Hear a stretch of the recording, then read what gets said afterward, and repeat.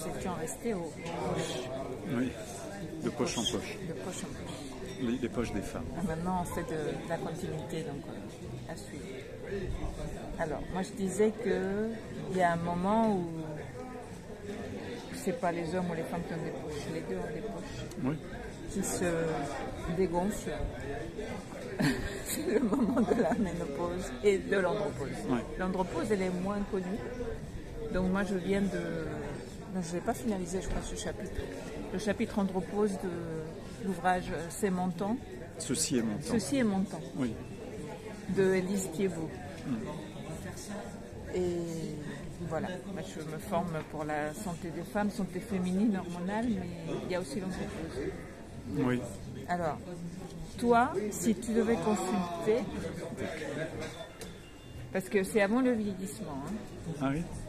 et Donc, des fois les personnes consultent parce qu'ils ont peur de la fin de vie, mais ménopause, andropause, ça commence à 45 ans, périménopause, périandropause, et ça s'installe à 50, 55.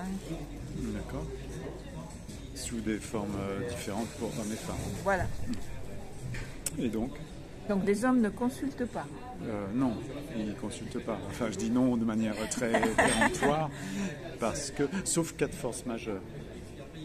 Enfin, si je parle de moi, Non, mais tu as peut-être aussi des consultations. oui,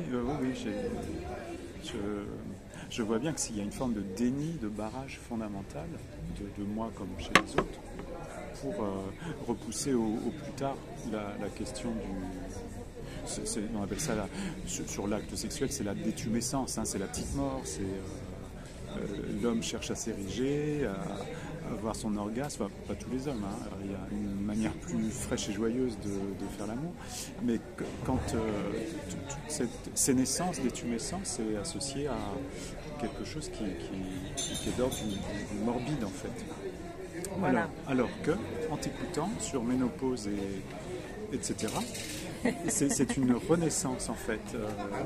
Il y a une autre vie, mais vraiment au sens vital, vivace, après le phallique, après le...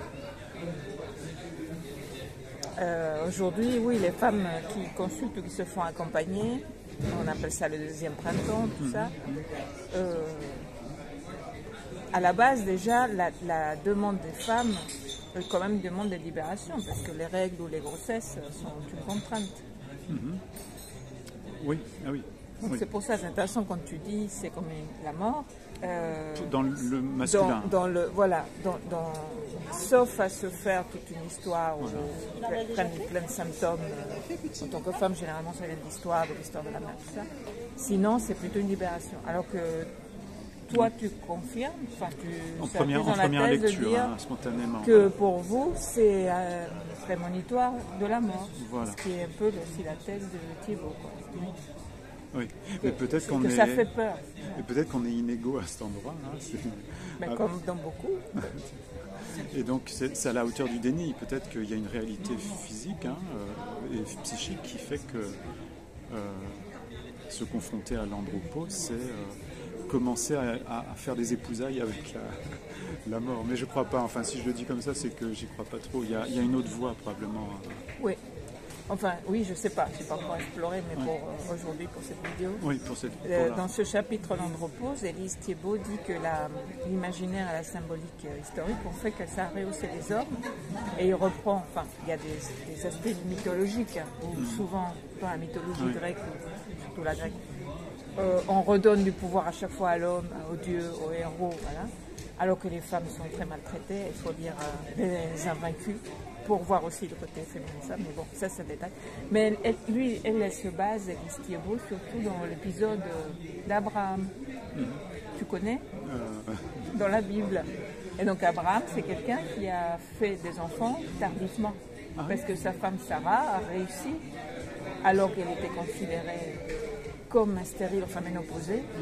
Elle a quand même, comme ça arrive, hein, aussi elle évoque ça Élise Thiebaud, ça arrive qu'on ovule, ça arrive que, alors qu'on se prend en ménopause, il y a quand même, comme pour les hommes, il continue à avoir les spermatozoïdes de façon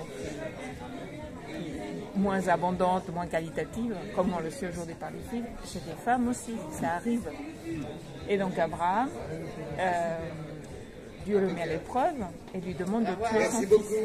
Une fois qu'il a réussi à enfanter très ancien avec sa femme qui n'avait pas eu d'enfant, il le met à l'épreuve de tuer son fils. D'accord. Donc ça, c'est associé à la mort et en même temps au dernier moment, le fils est quand même préservé. Donc il y a une voie de sortie, mais ce sera à suivre. Oui. Non, je pense à mon fils en fait. Je me dis, ah oui, la voie de sortie, c'est oser la transmission, enfin, assumer la transmission dans un rapport qui n'est pas rivalitaire, parce qu'inconsciemment, ça peut être très. L'Oedipe, hein, c'est la rivalité. Il y a l'Oedipe inversé. Enfin, il y a l'Oedipe, voilà, donc je pense que ça va susciter une continuité. On va s'arrêter là parce qu'on va vous. Pour aujourd'hui. Saturer.